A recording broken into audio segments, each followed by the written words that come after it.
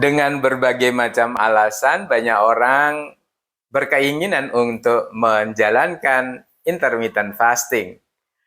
Menjalankan salah satu tren yang sedang booming di negara kita. Banyak orang hanya berpikir tentang hasil akhirnya, tapi tidak pernah berpikir sejatinya apa yang dihadapi pada fase-fase awal saat menjalankan intermittent fasting. Assalamualaikum warahmatullahi wabarakatuh. Salam jumpa sahabat, jumpa lagi dengan saya yang telah 8 tahun dengan lifestyle low carbo sugar free.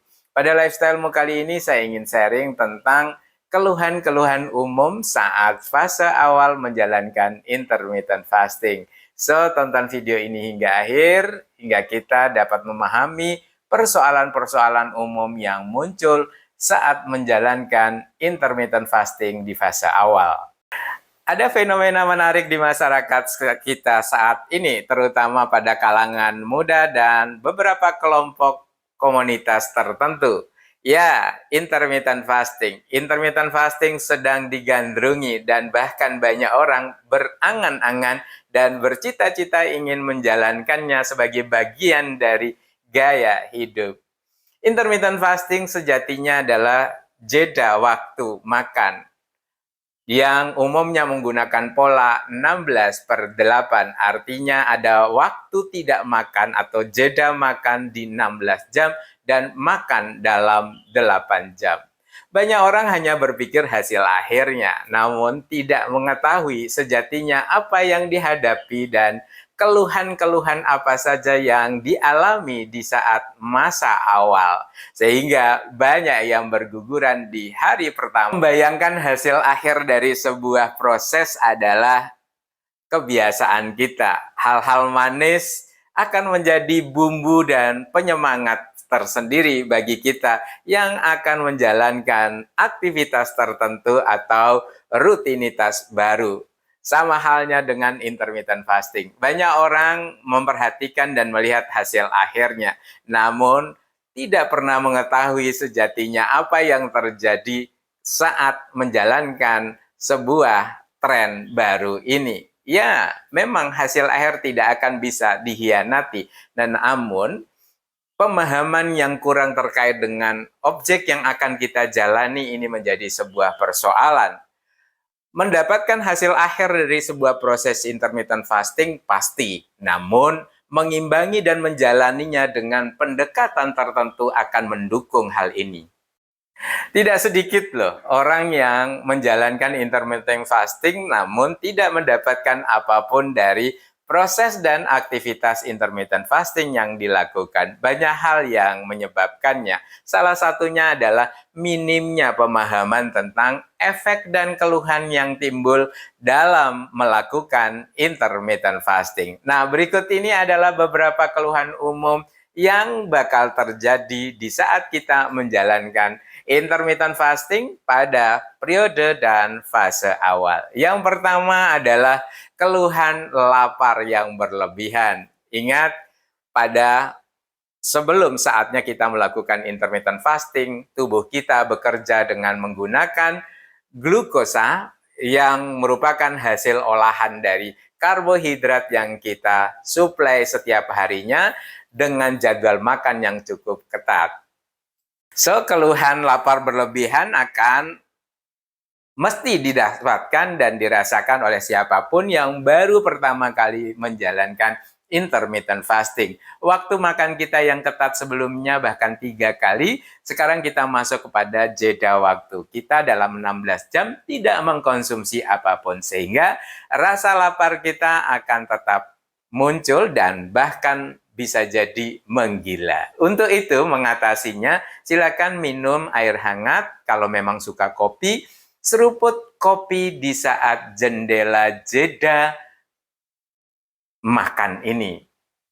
Yang kedua, keluhan kepala pusing. Ingat, energi kita masih fokus di karbohidrat yang diolah menjadi glukosa. Kita defisit energi, sehingga pusing akan jamak kita rasakan di fase awal ini. Karena tubuh kita masih bekerja dengan menggunakan glukosa sebagai bahan dan sumber energi utamanya. Sehingga Ketika defisit energi, kita akan merasakan pusing. Maka hal yang terjadi adalah defisit natrium dan kalium di dalam tubuh yang mengakibatkan kepala pusing. Untuk menghindarinya, perhatikan hidrasi tubuh.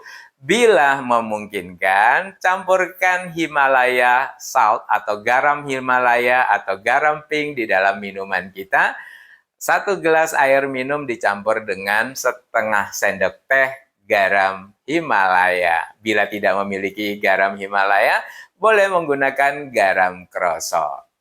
Nah, yang ketiga, keluhan lemas yang berlebihan. Lemas dan bisa jadi sulit konsentrasi. Ya, ini adalah efek lain dan keluhan yang umum juga terjadi. Lemas dan sulit konsentrasi. Karena memang tubuh kita masih bekerja dengan menggunakan glukosa sebagai hasil dari karbohidrat yang kita konsumsi. Jeda waktu makan ini membuat kita pada keadaan defisit energi sehingga lemas dan sulit konsentrasi. Ingat, kalau motor atau kendaraan kita sedang tidak memiliki bahan bakar, maka jalannya juga akan tersendat.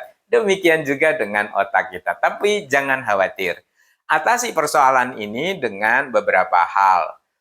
Perhatikan menu makanan kita, fokus kepada menu yang mengandung protein dan lemak yang tinggi. Bila perlu, konsumsi minuman dengan bahan dasar kaldu, sehingga kita tidak akan merasa lemas dan sulit konsentrasi.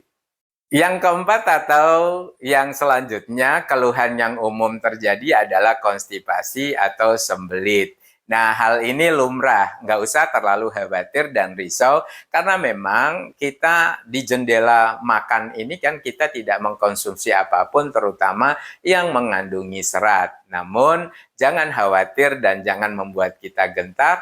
Cara mengatasinya adalah lakukan aktivitas fisik dan sedikit konsumsi VCO atau Virgin Coconut Oil untuk menstimulus usus kita agar bisa bekerja secara maksimal. Kemudian yang kelima, keluhan pada gangguan tidur. Nah, sebelum tidur, pastikan kita tidak konsumsi apapun dan menghindari device atau perangkat elektronik yang memiliki tingkat pancaran cahaya biru yang berlebihan. Pada kondisi ini, hormon kortisol kita meningkat. Jadi produktivitas hormon stres kita meningkat sehingga kita tidak bisa tidur. Nah, lakukan tadi beberapa upaya untuk menghindari hormon kortisol kita berlebihan. Tadi tidak makan 1 atau 2 jam sebelum tidur, demikian juga penggunaan device dan beberapa perangkat elektronik yang mengandungi cahaya, sehingga tidak akan mempengaruhi produktivitas hormon kortisol kita. Nah, yang berikutnya yang keenam, mudah marah atau mood swing. Nah, pada kondisi ini lumrah terjadi karena memang kita dalam keadaan ya lapar dan akibat stres yang berlebihan karena memang energi kita sedang dalam keadaan defisit. Untuk itu perbanyak ibadah sunnah dan mungkin melakukan meditasi. Nah, selain itu kita harus benar-benar bisa memperhatikan asupan bahan makanan kita untuk menghindari mudah marah dan atau mood swing. Untuk itu saran saya, konsumsilah bahan makanan yang berbasis ikan atau telur yang mengandung omega 3. Dan keluhan yang terakhir ini mungkin yang perlu kita sadari bersama. Keluhan berat badan tidak turun. Ini menggambarkan bahwa menjalankan intermittent fasting tidak bisa tunggal, hanya intermittent fasting tanpa diimbangi dengan gaya hidup yang lainnya seperti mengatur sumber bahan makanan kita. Asupan kalori atau karbohidrat yang berlebihan akan membuat berat badan kita stuck, sehingga intermittent fasting tidak terlalu maksimal karena tidak mampu memecah lemak di dalam. So, bila tayangan ini memberikan manfaat, jangan lupa like, komen, dan share. Terima kasih telah menyaksikan tayangan ini hingga akhir. Semoga kita senantiasa sehat, istiqomah dalam menjalani lifestyle kita. Lifestyle-mu memberikan pemahaman dan perspektif baru dalam menjalani kehidupan untuk kemanfaatan yang lebih besar. Terima kasih. Wassalamualaikum warahmatullahi wabarakatuh.